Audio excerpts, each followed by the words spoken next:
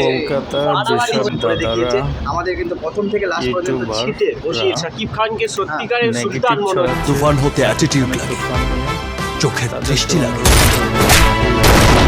Action speed সব লাগে।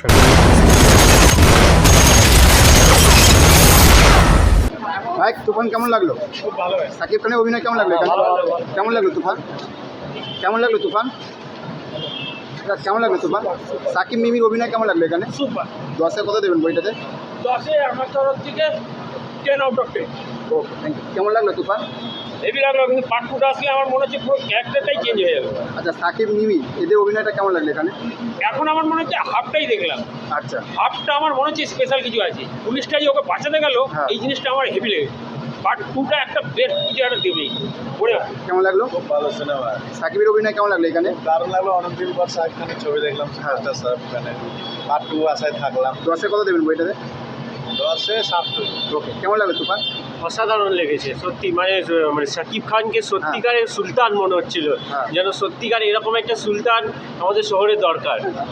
আর 10-এ বইটা 10-এ 10 দেবো। তুফান কেমন লাগলো? তুফান খুব ভালো। শাকিব ভাই বাংলাদেশ বেস্ট, মানে এরকম নায়ক নয় কলকাতাতে ওরকম নেই। আমার মনে বলে শাকিব ভাই বেস্ট, মানে কলকাতা মানে যতগুলো নায়ক আছে মনে হয় সবার সঙ্গে টেক্কা দেওয়ার মতো নায়ক। সাকিব মিমি এদের জুটিটা কেমন লাগলো? এই খুব প্রথম সুন্দর লাগলো। 10-এর মধ্যে কত দেবেন বইটাতে? 10-এর মধ্যে 9 দেবো। Okay thank you. Thank you. Toofan কেমন লাগলো?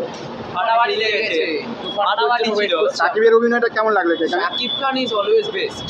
ফাটাফাটি ছিল, ফাটাফাটি। আর সাকিব মিমির এই প্রথম জুটি কেমন লাগলো?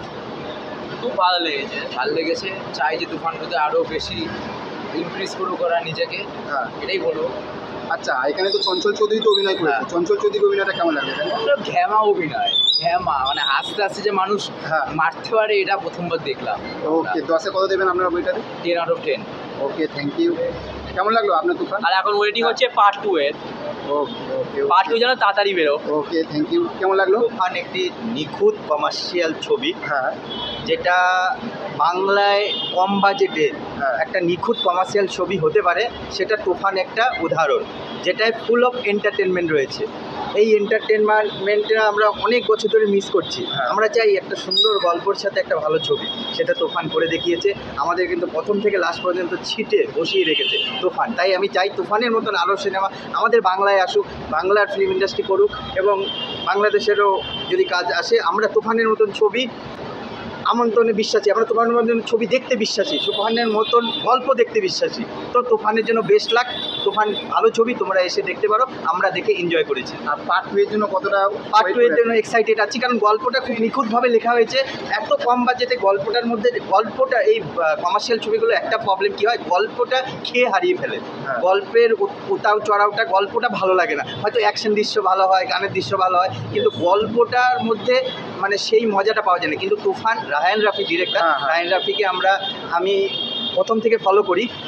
জবের থেকে প্রথম যে পুরামন 2 করেছে, সেখান থেকে আমি ফলো করি। তো রায়ান রাফির লেখার রাইটিং স্ক্রিপ্টটা খুব ভালো। সেই বিশ্বাস নিয়ে রায়ান রাফি একটু অন্য ধরনের ছবি করে, হ্যাঁ। কিন্তু আমি সেই বিশ্বাস নিয়ে কমার্শিয়াল ছবি কীরকম করবে সেই বিশ্বাস নিয়ে এসেছি। ও হতাশ করেনি। রায়ান রাফিকে ধন্যবাদ এরকম গল্প লেখার জন্য। Okay thank you. আচ্ছা আর বলছি যে চঞ্চল চৌধুরী যে অভিনয় হ্যাঁ, করেছে চঞ্চল কেমন লাগলো? চঞ্চল চৌধুরীকে অ্যাক্টিং নিয়ে তো আমার কথা বলার সাথে নেই। খুব ভালো অ্যাক্টিং করেছে চঞ্চল চৌধুরী। অনেক ছবি দেখেছি, আয়নাবাজি থেকে শুরু করে অনেক ছবি দেখেছি।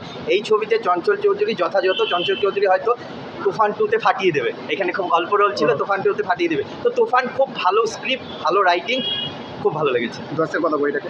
10-এ মোটামুটি 7 দেওয়াই যায়। Okay thank you thank you.